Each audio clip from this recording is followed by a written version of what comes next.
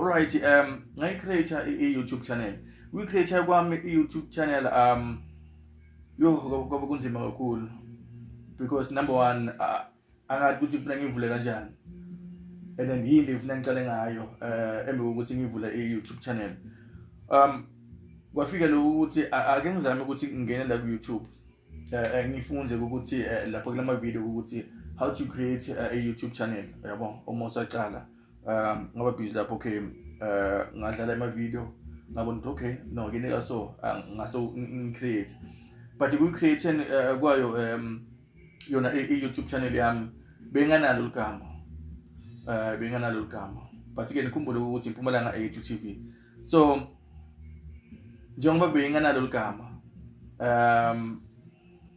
ngaba ne-idea ukuthi because nesembombela why lendo ngathi ngeligama lingaqala ngembombela. So ngabona ukuthi imbombela for in future incane kakhulu ukuthi ngingasebenza kuyo, uyabo. Kwafika ingqondo ukuthi no man ake sicale ngeMpumalanga. Lafika igama leMpumalanga. So malifikile ngabe nayo plan ukuthi manje ufuna ngichubise ngithini. Ngabe sengibeka ebandla emndenini ukuthi no man la nginenkinga so ngicela incedo igama nali ke leMpumalanga ufuna ukuvula i-YouTube channel. So ligama likhona ngeMpumalanga. So kuba khona litshela mlincane lapha la no man baba because nisebenza ngebantu umuntu webantu why ungathi eyethu. Okay right, Mpumalanga eyethu manje siyahlangana le, yabona. Uma uyiMpumalanga eyethu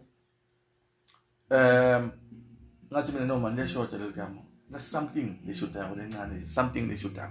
But angathi kuthini but there's something they should have. Ngoba kuvuka sisters lapha endlini wathi Mpumalanga A2 TV. Alright, uma sathi Mpumalanga A2 TV ngasho ngisearch lapho ku Google Mpumalanga A2 TV ukuthi ingaba ikhona na, yabo, o ayikho because ukuthi u register icompany ekubeni ikhona umthetho awuvumi. So mangisearch leligama ngilithola leligama Mpumalanga A2 TV. Yo no nali likhona. And then silitsanzile and then nami ngiyabona ukuthi manje no lina that thing, uyabo, linesinto. Ngathi planning no man asisi Mpumalanga A2 TV. Okay liligama libe Mpumalanga A2 TV but egcineni ukuthi sifake dot. So masifaka Mpumalanga A2 TV dot and then mase register leligama already liyavuma ukuthi seliregister ukaba njalo. So kuqala Mpumalanga A2 TV njengoba sengishito akuzange kube lula because number one sengilokhu mangiphusha eJartini President Ramaphosa wazivulela, yabona. Wathi masivulela siyakhona ukuthi sijangaze. Uma sijangaza ngabe singayifaka emajideni zabo guys ngiphethe into leso Mpumalanga A2 TV. So ngifisa ukuthi manje sirane lento because ayibe yala khaya, yabo, anyone aqhamuke nama idea but ukumqoka kakhulu because mina ngibhizi ngala ku shooting kudingeka ukuthi sibe nama presenter and then etinzaba ama presenter ema-podcast ema-presenter ema-talk show like okuhlukahlukana, yabo. So ilona i-COVID maningi ngathi ema-podcast abenginawo engqondweni even namanje akhona meskin buma 20 or 21 ama-podcast la nginawo. So from ngisayibeka nje emajideni la emajidi ayithanza le idea lo nyaza ngayithanza, okay it's fine.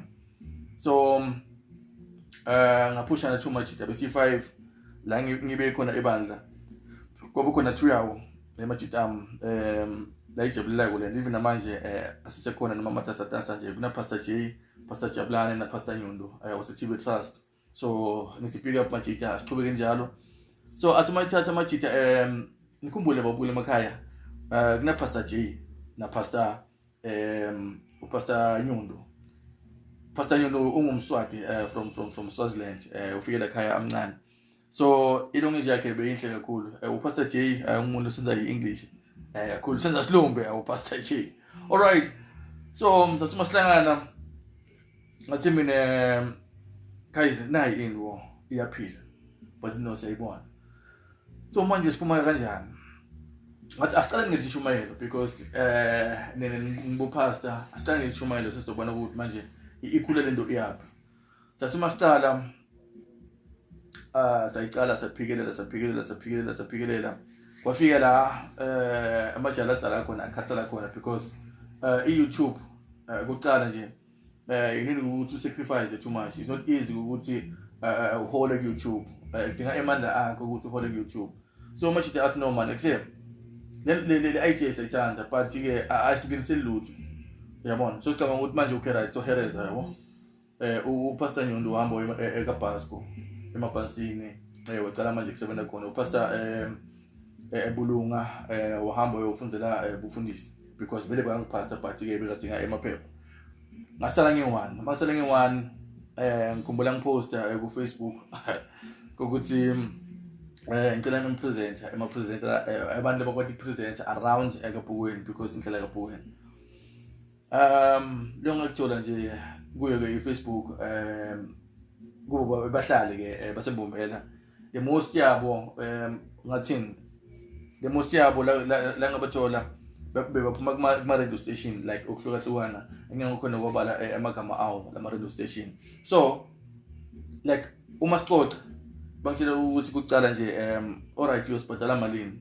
Number 1 sikhoma nge-non profit lana sisayishungula lento there is no money le khona yeah umuntu manje usibhadala malini yo kwabanzima kakhulu. Labanye basho ukuthi okay since kuma radio station laphakeme kakhulu but ke lo kwangichaza empilweni yami ukuthi like so like siyaxoxa yabo ngaba nalento nokuthi man okay right ukucela bangitshela ukuthi bahleli abasipani baphelele umsebenzi.